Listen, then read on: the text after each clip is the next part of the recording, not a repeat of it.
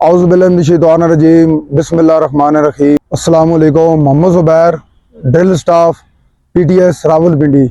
आज हम आपको सामने सलाम के मुतालिक बताएंगे। सबसे पहले सामने सलाम किसी भी गज़टेड पुलिस अफसरान के सामने पेश होने के लिए, अर्ज़ो मरूज़ के लिए, OR के लिए सामने सलाम किया जाता है।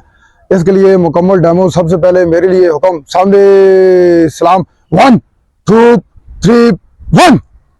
ये इसका मुकम्मल डेमो है। इसी काम को अभी नंबर के साथ करेंगे। नंबर से 1 1। हाथ आपका कंधे की लाइन के बराबर होगा, पंजे होंगे, उंगली आपकी खुली नहीं होंगी और हथेली में कोई खम नहीं होगा। नंबर से 2 2 2 पे आपका हाथ सलाम के लिए उठेगा और शहादत की उंगली आपकी आई प्रो के साथ लग जाएगी और हाथ में कोई हरकत नहीं होगी। नंबर से 3 3। यहाँ पे नंबर 3 पे आपने कट करना है। जो कट है वो आपके बटन की लाइन से होगी और जब हाथ आपका नीचे की तरफ आएगा तो आपके राइट पॉकेट के साथ हाथ आपका बंद हो जाएगा।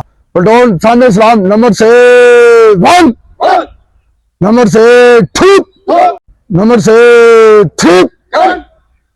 मुकम्मल काम फिर सामने सलाम 1 2 3 1।